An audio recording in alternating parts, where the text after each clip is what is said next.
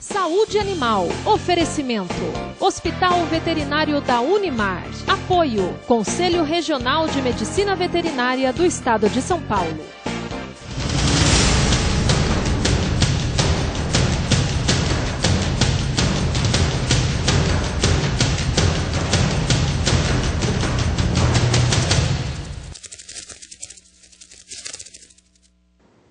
Sejam bem-vindos. Começa agora mais uma edição do nosso programa Saúde Animal e hoje, mais uma vez, teremos a oportunidade de conhecer um pouco mais sobre esse universo fantástico da medicina veterinária. E eu gosto sempre de frisar que isso tudo é possível graças à nossa importante parceria com a coordenação dos cursos de medicina veterinária e zootecnia da Universidade de Marília e também com o Conselho Regional de Medicina Veterinária do Estado de São Paulo. Então, é uma grande satisfação contar com esses apoios, que são fundamentais para que a gente tenha um espaço aberto na programação da TV Marília para levar até você um pouco mais de informação do dia a dia dos profissionais da medicina veterinária e zootecnia também. A nossa conversa aqui não é uma conversa técnica de profissional para profissional. Nós temos sempre a certeza de que o nosso público aí do outro lado é um público que, assim como eu, são pessoas curiosas e que gostam de aprender mais, porque eu sempre digo, informação não ocupa espaço. Hoje, por exemplo, vamos falar sobre equinos e é com muita alegria que nós recebemos aqui uma especialista no assunto, a médica veterinária a doutora Bianca Fernandes, para falar para a gente sobre essa paixão que muitas pessoas têm e ela tem a felicidade de trabalhar com algo que ela realmente gosta muito, que são os equinos. Isso. Tudo bem, doutora? Seja bem-vinda. Tudo bem, Lenisa. Obrigada. É um prazer. Muito boa noite para todos. Prazer recebê-la aqui para falar da sua prazer profissão, é meu estar aqui. que a gente sabe que é uma profissão apaixonante, E você, a gente já sabe que também é muito dedicada, principalmente nesse tema de equinos, não é? Ah, com certeza. Eu sou apaixonada por cavalo, acho que até por isso que as pessoas já me relacionam, com a área dos equinos. Mas desde criança isso já vem comigo, Meu pai já me colocou no meio disso. Então, desde criança eu estou no meio desses cavalos aí e acabei me especializando neles. E na verdade, o que nós conversávamos aqui antes do início do programa, que muitas pessoas amam cavalos, gostam, acham bonito, o animal é realmente exuberante. Isso. Mas você foi além disso, Além de gostar, de achar muito bonito e tal, mas você foi em busca de muita informação para entender e para chegar a uma medida de bem-estar, para esse animal, entender como funciona, anatomia, cuidados. Ah, é verdade. Não é? Eu sempre me dediquei, eu entrei na faculdade, sempre quis veterinária, entrei na faculdade já determinada de que eu queria trabalhar com cavalo e foquei minha faculdade toda nisso. Acabando a faculdade, fiz 2 especializações. Uma foi a residência aqui na Unimar, que foi no Hospital de Grandes Animais, que eu foquei mais para cavalos e a gente conseguiu aumentar o nosso quadro dos casos clínicos de equinos no hospital. E a outra foi minha especialização em fisioterapia e reabilitação equina. Nossa, é que aí é um tema muito mais específico. É, mais específico, porque hoje a gente tem... a vantagem da veterinária está se igualando à medicina. Sim. Então a gente tem as especialidades dentro da veterinária. E eu gosto muito desse lado do pós-operatório, da recuperação. E aí eu fui para o lado da fisioterapia e reabilitação equina e trabalho com isso. Bom, e aí a gente tem que começar a mapear esse assunto, porque ele é realmente muito diverso, Então, para as pessoas em casa entenderem, a partir de um princípio mesmo, do início da reprodução, quando tudo começa, das principais raças, não sei se existe uma raça específica que você se tornou mais habilidosa, no trato de uma raça, mas assim, para a gente entender um pouquinho mais do que é o cavalo. Nós temos inúmeras raças, O cavalo ele já vem há mais de 60 milhões de anos. Onde o primeiro cavalo era um Iracotherium, que era um cavalo de 40 a 50 centímetros, era minúsculo. Nossa. E aí veio toda a evolução, e até que o cavalo veio para o Brasil em 1535, nas capitanias. Sim. E junto com Pedro Álvares Cabral, ele veio... Um dos animais mais próximos do ser humano e na história toda. Eu falo assim, o cachorro é um grande amigo do homem e o cavalo também. E o cavalo também. E aí ele veio nesse ciclo... crescendo no Brasil, a gente tem inúmeras raças, as principais aqui na nossa região é o quarto de milha, sim. Que ele é mais voltado para as provas de laço, provas de 3 tambores. E a gente tem as outras raças, Minas Gerais é o manga larga marchador. Lindíssimo. Lá perto de São Paulo são os cavalos dos brasileiros de pismo, os cavalos de sela, que são os cavalos de salto. Nós temos o lusitano, que é aquele cavalo que dança, que faz o adestramento nas Olimpíadas. Todo mundo fala, o cavalo que dança. Então a gente tem inúmeras raças, o puro sangue inglês, que é no jockey, mas aqui na região a gente foca mais pro quarto de milha e pro paint horse. Temos áreas aqui de manga larga paulista também na região, que são cavalos de cavalgada, mas o mais próximo da gente são os quartos de milha, que é o que eu trabalho mais, quarto de milha e paint horse, que é o que eu sou mais próxima deles, né? Bom, então nós vamos focar agora nessa sua proximidade com essas raças, né? Vamos falar sobre as peculiaridades, né? O que é que esse animal tem de especial, os principais problemas, doenças, né? Que são mais comuns. São cavalos, os quartos de milhas, eles são cavalos conhecidos como cavalos de explosão em 400 metros, né? Por isso 1/4 de milha. Né? Então, no jockey de Sorocaba, eles são usados para corridas de 400 metros. Então, são cavalos de explosão utilizados muito para provas. Então, aqui na região, o que é mais comum é a prova de 3 tambores. E o pessoal utiliza muito essa raça. Que é mais tradicional aqui para nós. Né? É mais tradicional para a gente. E quantas particularidades, como todo cavalo, né? Ele requer cuidados. Então, a base do cavalo, o que é? São os cascos. Então, se a gente não tem um cuidado com os cascos do cavalo, e eu não falo só do cavalo quarto de milha ou do cavalo de raça. Sim. Né, que hoje no Brasil o nosso rebanho, a nossa tropa é de 5 milhões de cavalos. E registrados, cavalos de raça, são 900 mil. Nossa. Então a gente tem uma quantidade muito maior de cavalos de serviço, cavalos de lida, os cavalos SRD, que são sem raças definidas. Então a base de todo cavalo, o que é? São os cascos, a gente tem que cuidar com a alimentação do animal. É porque ele aparentemente é tão forte, né, tão resistente, que as pessoas perdem a noção do limite, né? Porque certeza. Ele tem limites. Com certeza, né, tem limites. E os cavalos, mesmo com essa aparência de forte, são um dos animais mais sensíveis. Delicadíssimos. Então, uma dor para o cavalo é uma dor muito grande. Sério? Eles sentem muito. Então, qualquer problema no casco, qualquer problema de alimentação, o que a gente mais tem em comum na clínica? A gente tem muito problema de cólica, que falou em cavalo, falou em cólica. Eles têm um intestino muito longo, então qualquer alimentação errada, qualquer alimentação inadequada, ou então você deixar de dar vermífugo para o cavalo, você pode ter um problema de cólica nesse cavalo. E aí a clínica desse cavalo com cólica é muito complicada. Então a gente tem muita coisa que a gente pode evitar isso. Com alimentação. Com alimentação. Até a correção dos dentes também. É exatamente isso que porque tudo também começa pela boca, mastigação, né? A mastigação. Né? Por mais que ele tenha um intestino enorme, a gente precisa estar cuidando da onde inicia, né, a alimentação, que é a boca. Então, os dentes devem estar bem cuidados, a vermifugação deve ser bem feita, a alimentação deve ser adequada e não é uma alimentação complicada. Porque o cavalo, ele é herbívoro, então ele é acostumado a pasto. Então, a maior parte da dieta do cavalo é pasto. A ração, a gente considera 1% do peso vivo do animal. Exato. Então, um animal de 400 quilos, ele vai comer 4 quilos de ração por dia. O resto é pasto. E se quem não puder dar ração, se puder ser só pasto, melhor é ótimo, ainda. Melhor ainda. O que não pode é inverter, né? O que não pode é inverter. Colocar tem gente só ração ou outra só coisa. Ração. Fruta, legume, não tem gente que tem acontece sim, você quer agradar, pode dar uma cenoura, para os meus cavalos, eu sempre levo cenoura. Eles gostam. Então, assim, pode levar uma cenoura, uma maçã, eles adoram. É só Mas a alimentação, a principal é o pasto.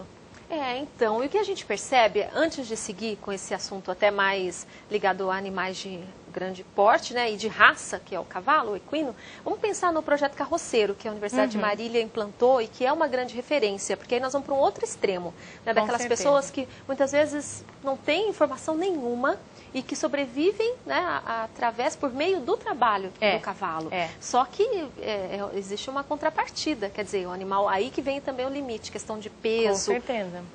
Olha, são situações tristes. Eu imagino o seu sofrimento, né, no hospital, vendo essas coisas. Com certeza. Até na época que eu fui residente, que foi em 2010 no hospital, a minha ideia era reativar esse projeto carroceiro, e aí a gente iniciou com essa conversa, mas acabou sendo 1 ano só de residência, poderia ser mais, mas acabou sendo 1 ano e a gente não conseguiu concretizar.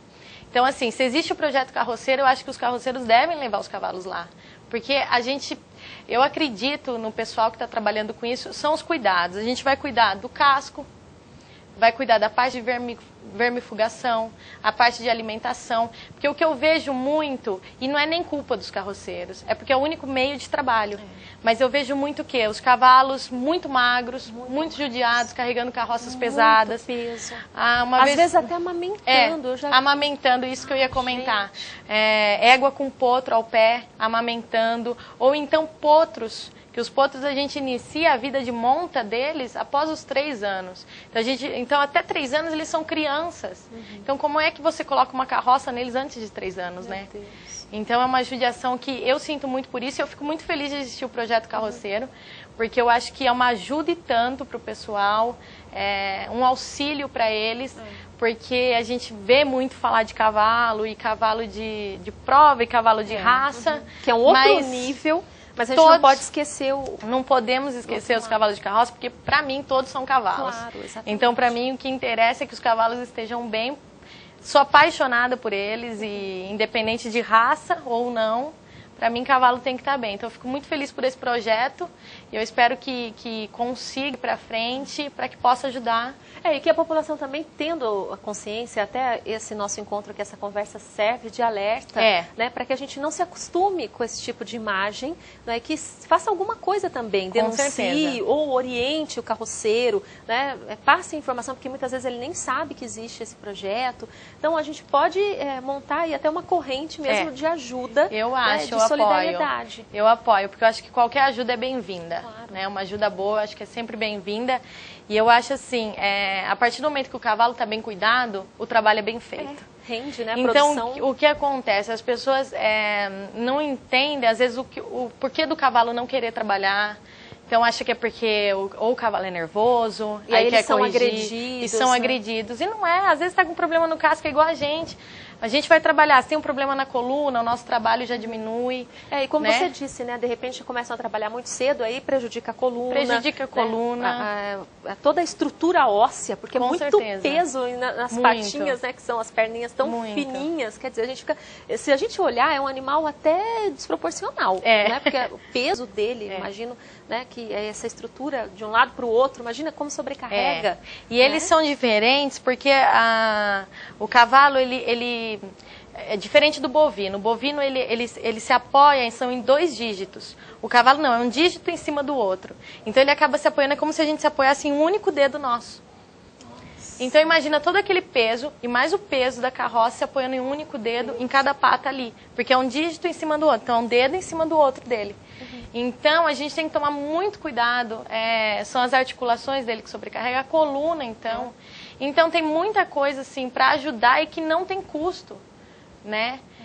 A gente prezar o animal para que, se ele serve de trabalho, para que ele trabalhe bem. Isso são os cavalos de carroça, são os cavalos de prova. Sim. Tem que ter todo esse cuidado. Então, e aí voltando então para a ideia da prova, a gente pensa nesse mesmo conceito, dos cuidados, do quanto ele pode suportar, da exaustão, não é? Ter a sensibilidade de perceber até onde ele pode ir.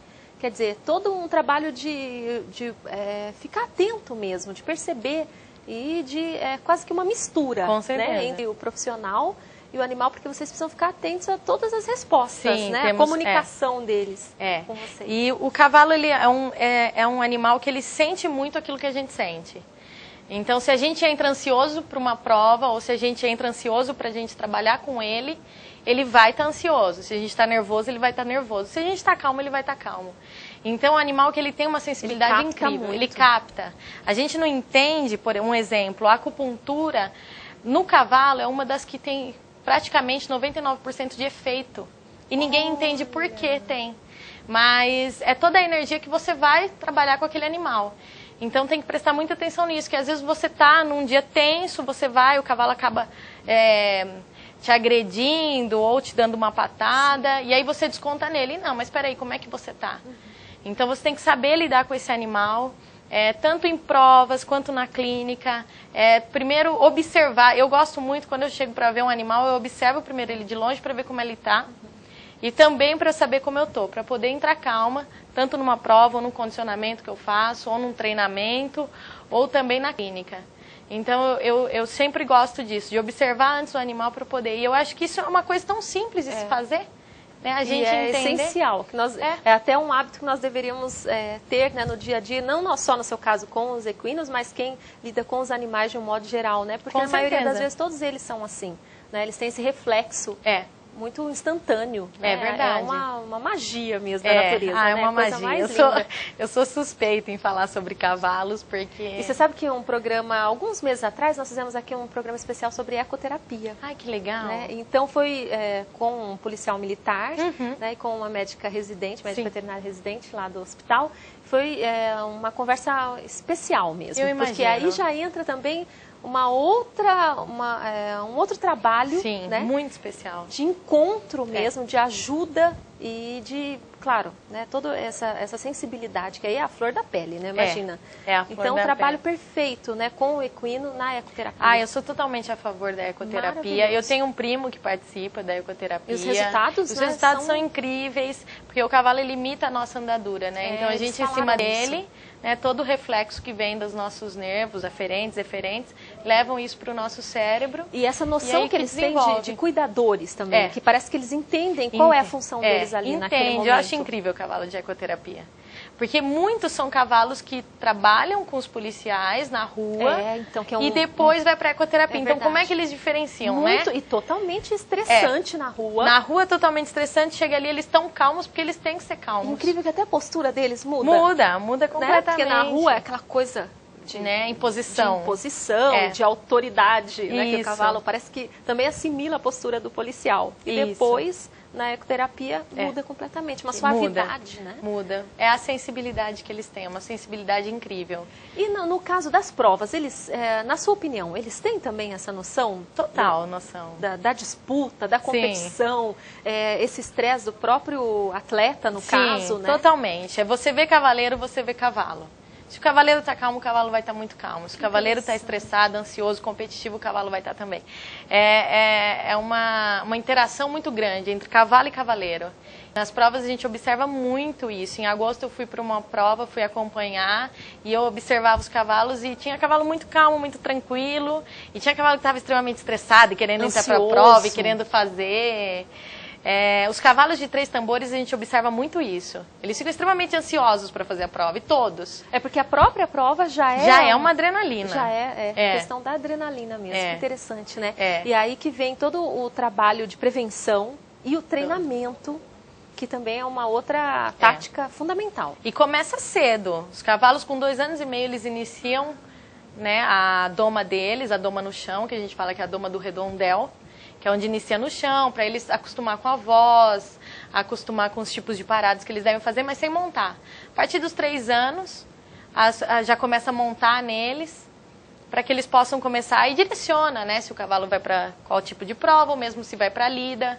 Então, aí direciona eles nisso. Mas a partir de 3 anos já está montando num cavalo, que ele já está saindo daquela fase de potro, já está indo para a fase de cavalo ou para a fase de égua. Sim. E que são as éguas e cavalos jovens, para depois se tornarem adultos. Com 7 anos, mais ou menos, eles já se tornam adultos. Bom, e aí qual é o tempo de vida, né, desses animais de prova aqui especificamente? Olha, dependendo, mesmo que for de prova, se forem provas, eu já conheci cavalo que fazia prova com 22 anos. Nossa. E continuava, então tudo depende de cuidados. De repente alguma lesão mais séria, né? De repente se tem uma lesão mais séria, é claro que vai... interceptar essa idade deles, mas os cavalos normais, a idade máxima é 25, 30 anos. Foi registrado um cavalo com 40 anos já. Veio a óbito com 40 anos, mas os cavalos de prova, geralmente, uma média são 15, 16 anos fazendo provas. Existem as exceções, porque daí vem os cuidados. Sim. E a própria genética do animal, não é? E a própria genética, genética, que aí entra um outro assunto, hoje cada vez mais disputado e valioso. Muito valioso. Quando a gente pensa em genética. Com certeza. A área da reprodução na veterinária tem crescido muito. Tem facilitado muito, né, o aumento da genética nos cavalos. Então, não só... Antigamente a gente tinha um garanhão só, pai de... milhares de cavalos. A gente tem a história de um garanhão da Manga Larga Paulista, que é o Turbante, JO, ele tem 1.678 filhos. Né? Graças à reprodução, a gente poder inseminar, a gente poder fazer transferência. Até um cavalo que ele foi clonado agora, ele morreu. O dono dele não quis vender, teve até R$1 milhão nele, não quis vender. O cavalo morreu, mas foi guardado o DNA dele. E agora nasceu o clone dele, agora em setembro, o clone desse cavalo. Alta tecnologia. Então está muito avançada a veterinária. Eu fico muito orgulhosa de ver isso na veterinária. A gente já se iguala à medicina.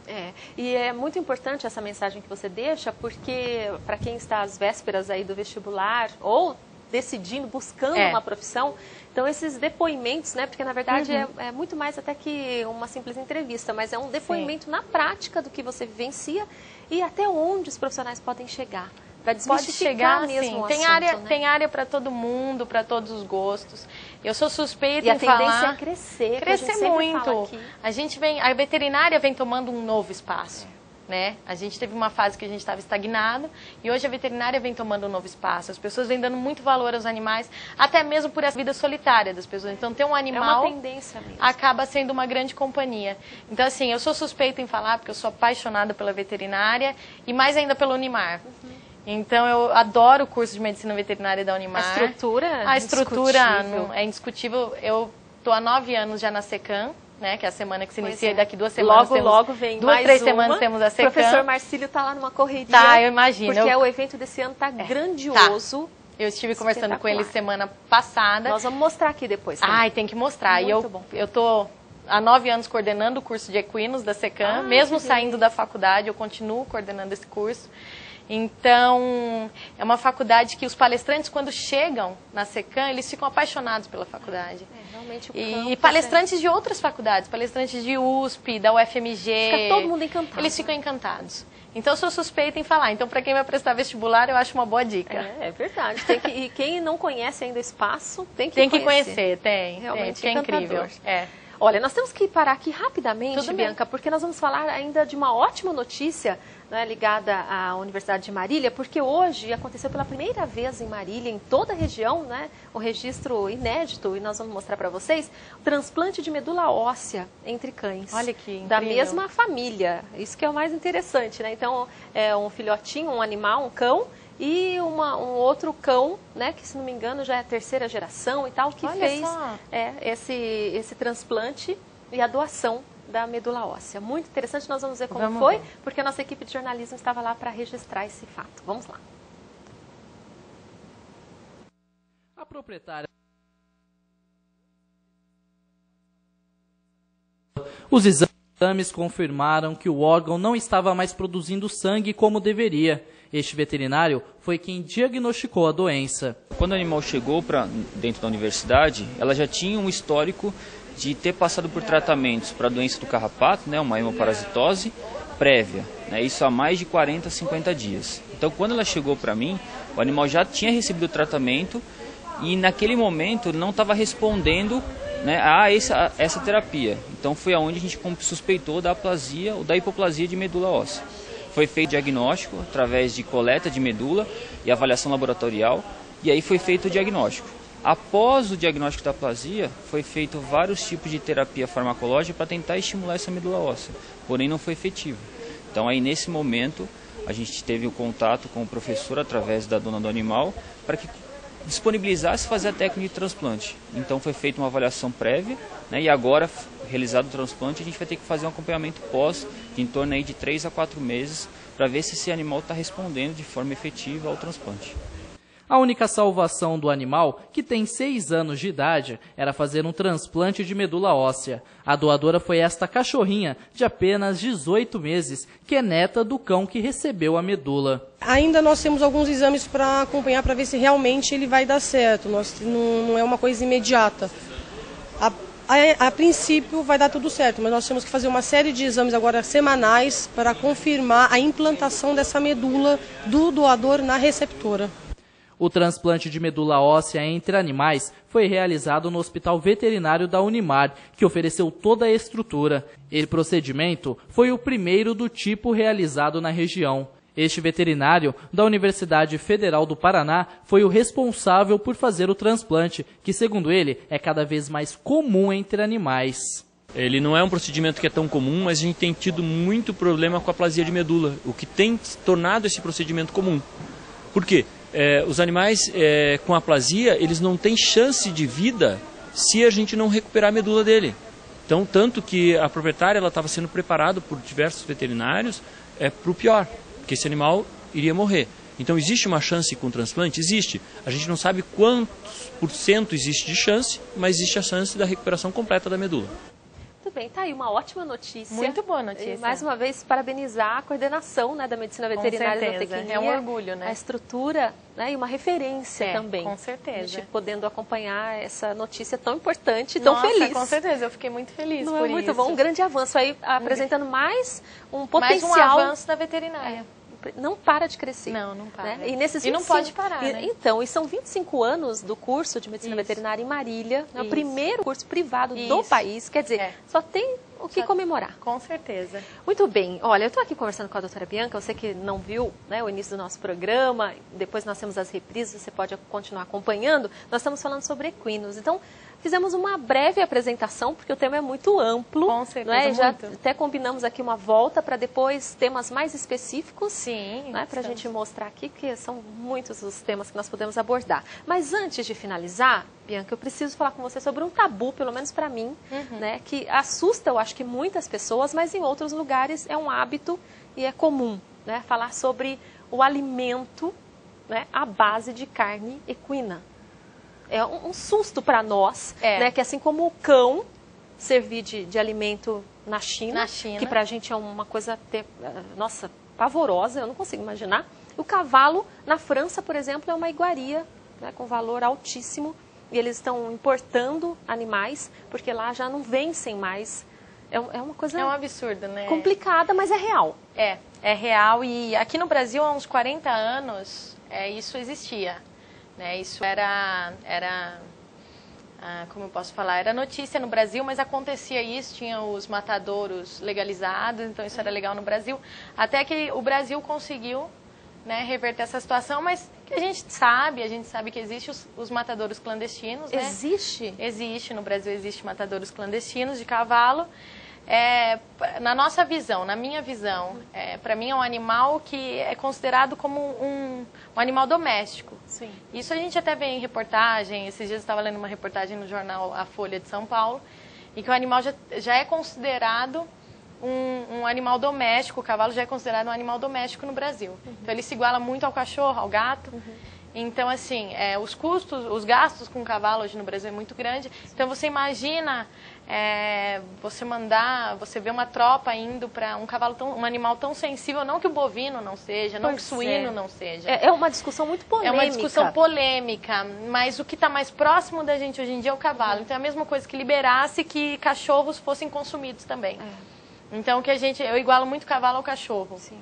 Até porque na nossa cultura, né, na nossa tradição, a gente não está habituado. Não está. Para eles é muito normal, É comum, né? assim como na China é como um cachorro. Pois é muito questão de cultura mesmo. É questão de cultura. Infelizmente existe, né, mas... Quer dizer, e se no Brasil existe esse atendimento clandestino, é porque existe a procura. Ah, sim, com certeza. Né? E de onde vem isso? Por quê? Pelo sabor, pela propriedade...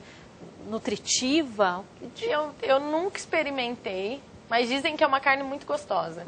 Mas eu nunca experimentei, eu acredito que seja pelo sabor. Eu assisti, estou te fazendo essa pergunta porque eu assisti um documentário, né, um documentário francês, em que a pessoa foi convidada a experimentar, né, uma pessoa de um outro país que não tinha o hábito, não conhecia, e ela saboreou com os olhos fechados, sem saber o que era.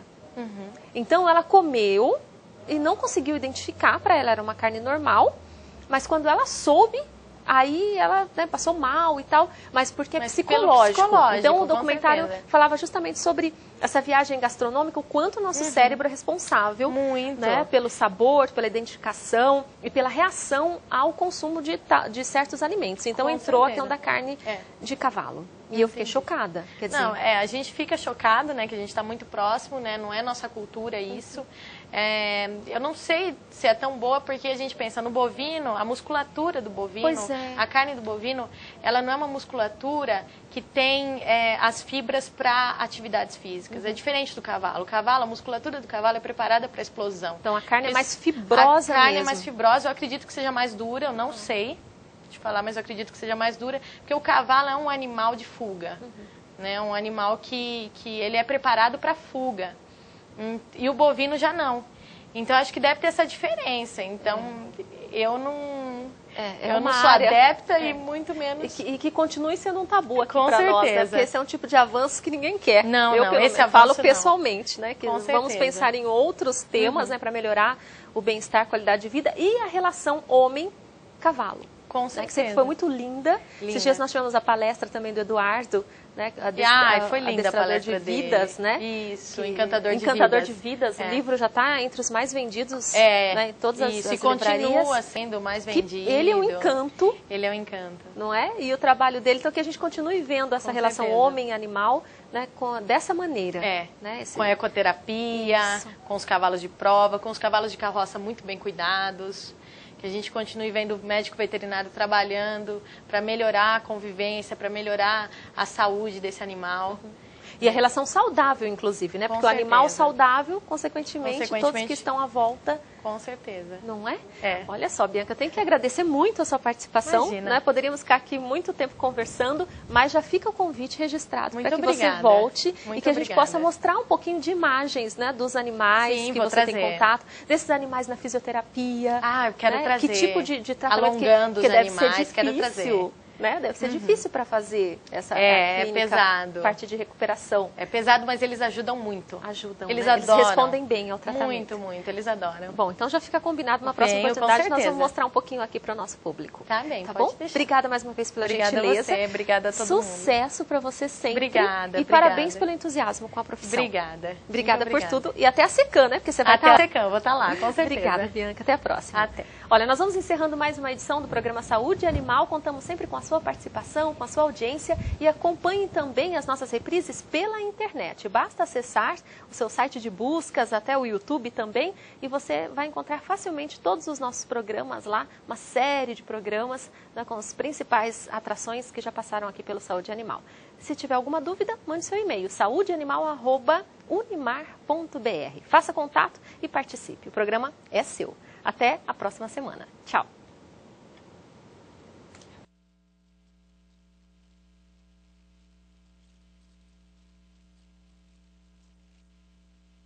Saúde.